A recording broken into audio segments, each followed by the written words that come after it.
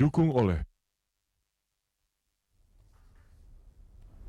Selamat sore pemirsa, kembali bersama kami dalam program Inspirasi Ramadan. Dan program ini akan menjumpai Anda selama bulan Ramadan yang menghadirkan sejumlah tokoh dari berbagai bidang. Nah, sore ini di studio telah hadir Imam Besar Masjid Istiqlal, Ustadz Ali Mustafa Yaakub, yang akan membahas tema mengenai menjadi pemimpin yang amanah. Assalamualaikum Ustadz, terima kasih sudah. Waalaikumsalam warahmatullahi wabarakatuh. Baik, Ustadz, ini kan hari pertama bulan puasa. Ustadz gimana, sehat?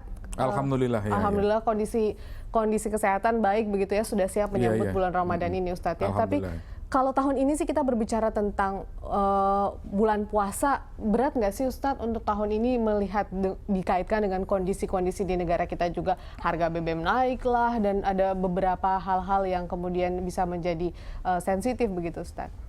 Saya kira begini, jadi saya pikir kalau orang itu memang siap mental untuk menjalankan perintah dari Allah gitu ya, tidak ada kata berat itu. Tidak ada kata berat ya. Saya mungkin pernah membandingkan bagaimana berpuasa di negeri Indonesia ini, negeri kita, dan di beberapa negara lain ya, seperti di Belanda, di Inggris, di Kanada, Amerika misalnya itu. Itu saya merasakan paling panjang memang di Inggris ya. Di Inggris, itu di sana sampai 18 jam itu kan, sehingga nggak pernah sahur saya itu ya. Karena habis sahur sudah jam 3 pagi udah subuh gitu ya. Jadi buka puasa jam 10 malam gitu kan. Ngobrol-ngobrol misalnya sampai jam 12. Kalau mau tarawih sebentar udah subuh gitu kan. Jadi praktis nggak pernah sahur di sana itu ya. Yang penting niatnya? Iya, tapi ternyata ya orang menjalankan dengan baik-baik saja ya. Baik-baik saja. Yang agak berat karena waktu itu saya pas puasa di Saudi Arabia, pas di Riyadh itu suasananya pas bulan Agustus panas, nah itu saya merasa agak berat, tapi ya kita laksanakan aja. Dan itu berjalan dengan lancar begitu? Berjalan dengan lancar, nggak ada yang batal satu hari pun gitu.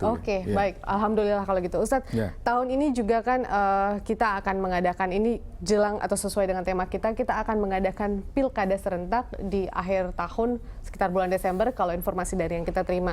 Nah ini kan kita akan memilih pemimpin kita akan memilih pemimpin yang kita harapkan bisa amanah untuk beberapa tahun ke depan mengarahkan kita ke kondisi yang lebih baik. Nah, sebenarnya indikator pemimpin amanah itu kayak bagaimana sih Pak Ustadz? Kalau berbicara amanah, gitu ya, kita tentu akan berbicara kriteria yang ada dalam agama Islam, gitu kan. Itu terus terang sulit sekarang itu ya. Kenapa Pak Ustadz?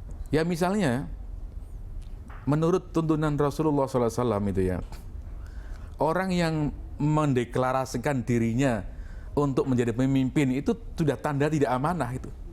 Oh seperti itu Pak Ustadz. Pemimpin yang amanah itu dia tidak akan meminta, apalagi bikin tim sukses dan sebagainya itu kan, untuk menjadi pemimpin. Jadi bagaimana? Kalau dia dipilih dan dia mampu melaksanakan, dia terima itu. Tapi tanpa minta untuk dipilih, apalagi deklarasi, apalagi membentuk tim sukses, apalagi membagi-bagi uang untuk itu. udah makanya kalau bicara amanah ya kembali kepada tuntunan Nabi itu kan. Artinya kalau mengikuti tuntunan tersebut, cara atau sistem yang ada di negara kita tidak sesuai begitu Ustadz? Dalam saya kira bukan caranya, mungkin pribadi-pribadi seperti itu.